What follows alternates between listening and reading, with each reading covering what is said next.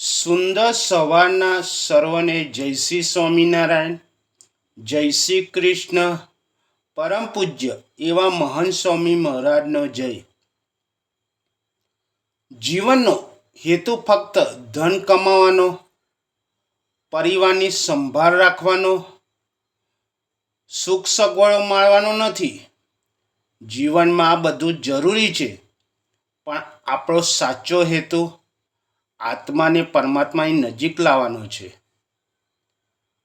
ભગવાન સ્વામિનારાયણ કહેતા હતા, તમારે આ લોકમાં પણ સુખ પામવું છે અને પરલોકમાં પણ મોક્ષ પામવો છે. એ જ જીવનનો સાચો હેતુ છે અને એનું જીવન ક્યારે વ્યર્થ જતું નથી. જીવનમાં સૌથી મોટો પાઠ છે પ્રત્યેક દિવસ ભગવાનનું સ્મરણમાં જીવવું, સારા કાર્યો કરવા અને કોઈને દુઃખ ન પહોંચાડવું. સેવા કરવાથી આત્માનો વિકાસ થાય છે.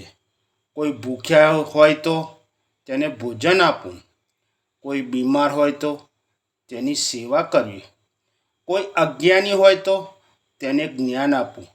આ બધું સેવા છે. એટલે જ સંતો પણ કહે છે, સેવામાં જ સુખ છે. સેવા કરવાથી ભગવાન પ્રસન્ન થાય છે.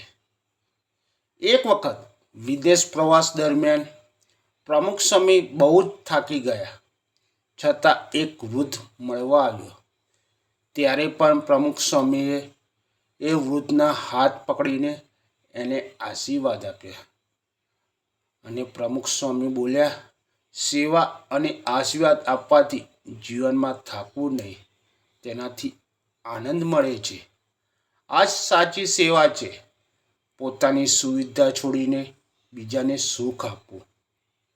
જીવનમાં પડકારો ક્યારેય બંધ થવાના નથી. એક પૂરો થાય અને બીજો શરૂ થાય છે. જે માણસ ધીરજ રાખે છે એ ક્યારેય હારતો નથી. ધીરજ રાખનાર માણસ પથ્થર જેવો મજબૂત હોય છે. ધીરજથી જીવનમાં શાંતિ રહે છે. એક સુંદર પ્રસંગ છે બે બીજનો. એક ખેડૂતે બે બીજ જમીનમાં નાખ્યા. એક બીજ તરત જ ઉગ્યું, પણ તે નાનું જ રહ્યું. પણ બીજું બીજ લાંબા ગાળા સુધી જમીનમાં રહ્યું.